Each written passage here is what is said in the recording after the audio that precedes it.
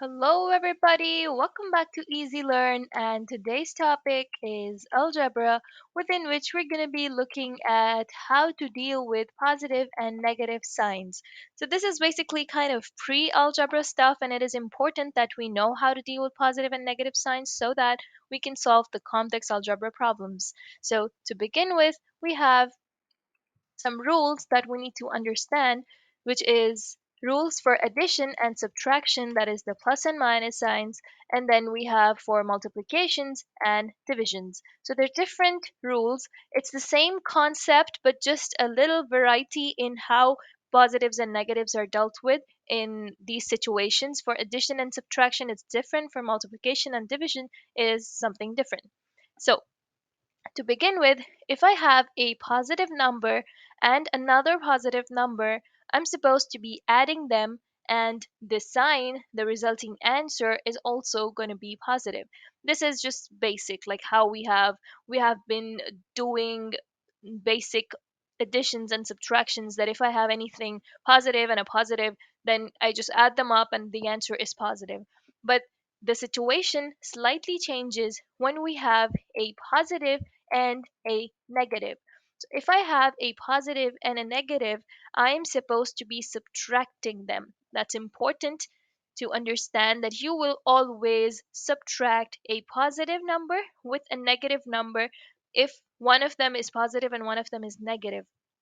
And the resulting answer, how do I decide that what sign my answer should have, depends on the bigger number, the sign of the bigger number. So if I have a number that is positive and it's bigger than the negative number, then my answer is going to be positive. Vice versa happens when my negative number is bigger than the positive number, so my answer becomes negative. Soon we're going to be looking at the examples of these as well. But for now, the thing that we have to understand is that if we have a positive number and a negative number, we're supposed to subtract, and we're going to decide for the sign of the answer depending on the bigger number. If the bigger number is positive, the resulting answer is positive. If the bigger number is negative, the resulting answer is negative. Now, the third rule is, what if I have a minus and a minus, which means what if I have two negative numbers? Now, if I have two negative numbers, I am supposed to be adding them. I gotta add them, and the resulting answer always has to be negative. You can't have a positive answer if you are having two negative numbers. You will add them up, you add them, but the sign is always negative. So this is slightly tricky, because if both the numbers are negative, you might think that, okay, I got to be subtracting it, but no, that's not how it works. Those are the rules that we're supposed to follow dealing with positives and negatives. Now when there are two negative numbers, we're supposed to be adding them, and the resulting sign, is supposed to be negative. Now, when we're doing multiplication and division, there is some slight difference in the rules now. Now, if I have a positive number multiplied or divided by a positive number, my answer always has to be positive. Now, this rule is same for both of them. Either I add two positives, my answer is supposed to be positive. Similarly, if I'm multiplying or dividing two positives, my answer is positive. But what happens when I multiply or divide a positive number with a negative number? Now, when we're dealing with addition and subtractions, when we have a positive and a negative, we always subtract, and the sign could be positive as well as negative, depending on which number, or the bigger number, whichever sign the bigger number has, the answer is supposed to be that one, either positive or negative. Whatever is your bigger number sign, the answer also has the same sign. But when we're doing multiplication and division, whenever you multiply or divide a positive number with a negative number, you always get a negative answer. That's the rule. You are supposed to be getting a negative answer no matter what. If there is a positive and there's a negative and you multiply or divide them, you will always end up in a negative answer. And then, lastly, when I have a negative number multiplied or divided by a negative number, then the answer is always going to be positive. Whereas when we're doing addition and subtraction, if there are two negatives, you add up, and then the answer is always negative. But when we're doing multiplication and division, two negatives turn into a positive number. So that's pretty much the rules for addition and subtraction, the plus and minus, how you deal with plus and minus in addition, subtraction, and in multiplication and division. Both of them are completely different.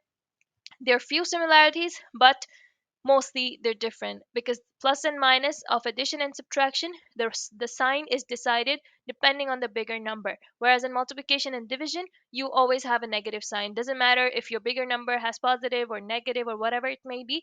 If it's a positive number, multiplied or divided with a negative number, it always has to be negative. Similarly, in addition and subtraction, when two negatives, the answer is supposed to be in negative. Although you add both the numbers, but the answer is negative. But in multiplication and division, you have when you have two negatives, you always end up in a positive answer.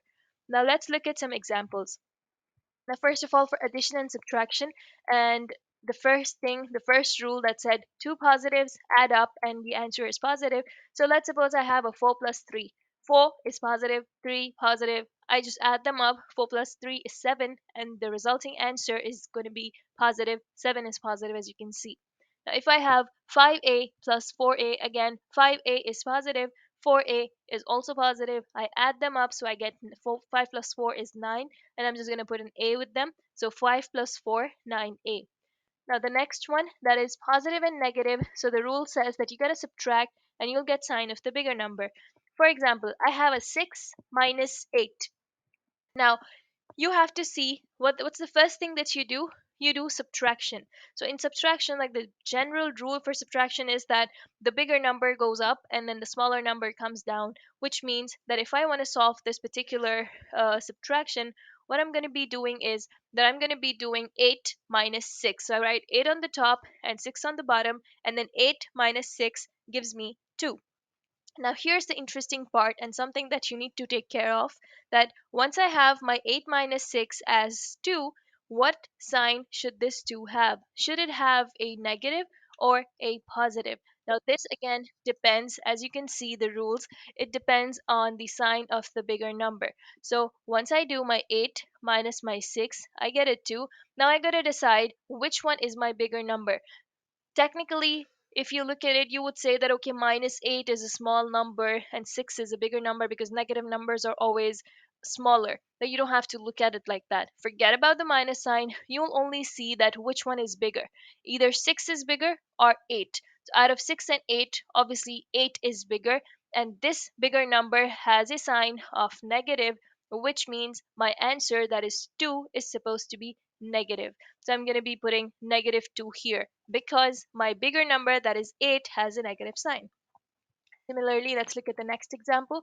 So I have minus 7y plus 2y equals minus 5y. Now, how did I decide about this? Again, 7 and 2, I'm just going to write down my bigger number on the top, my smaller number on the bottom, then I subtract them. So 7 minus 2 gives me a 5.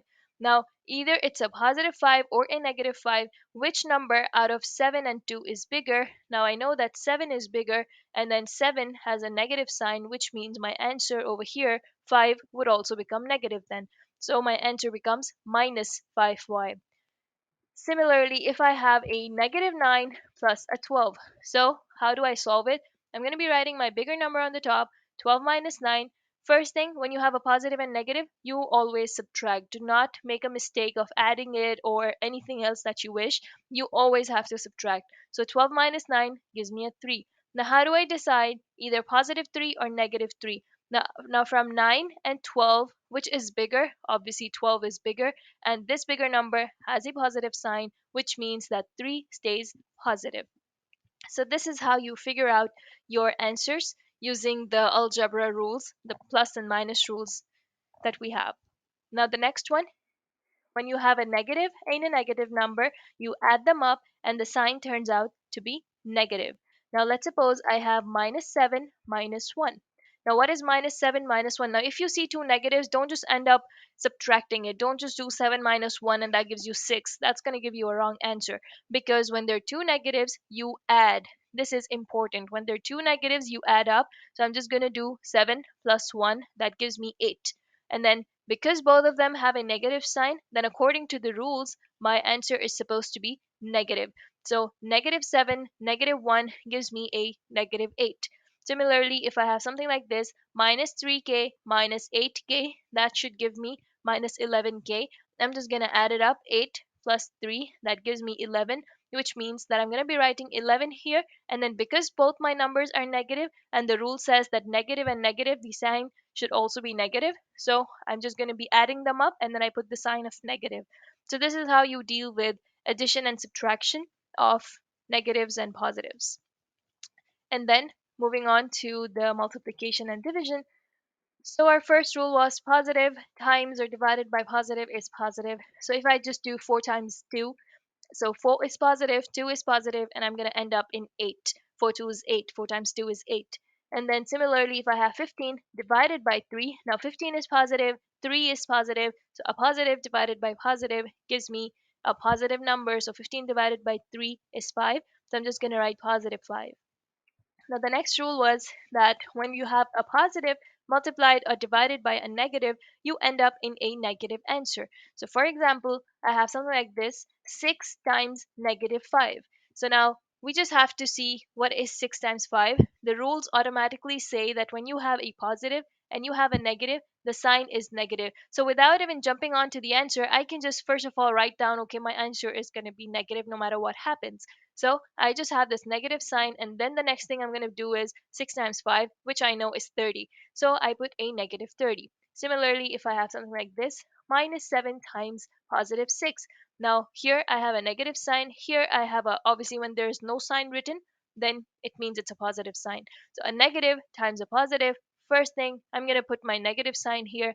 Then I'm going to see what 7 times 6. It's 42. So my answer becomes negative 42.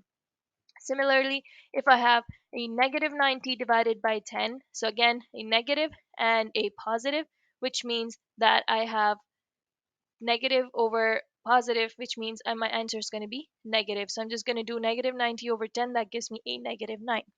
So this is how I deal with multiplication and division of positive and negative. And then I have a negative times or divided by a negative has to be positive always. So I have negative 8 times negative 2. Straight away, I have a positive answer. Now, 8 times 2 gives me 16. So I just have a plus 16. Plus is obviously you just don't write a plus sign, because even if you don't write anything, it's obvious that it's a positive. So you don't really have to mention the plus sign. But for negatives, you have to mention the sign. And then if I have something like this, negative 24 divided by negative 12. So 12 times 2 gives me 24. So I'm just going to write 2 as my answer. And because I have a negative and another negative, so a negative divided by a negative is going to be giving me a positive answer. So that's pretty much it. That's how you do positives and negatives when you're dealing with multiplication and division.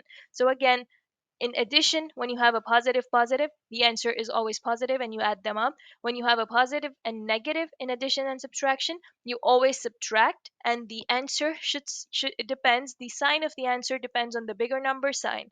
And then when you're doing a negative and a negative, so you always add it up and the answer is always negative. Now similarly, when you're doing multiplication and division, a positive multiplied or divided by a positive always gives you a positive answer. A positive multiplied or divided by a negative always gives you a negative answer, and negative multiplied or divided with negative always becomes positive.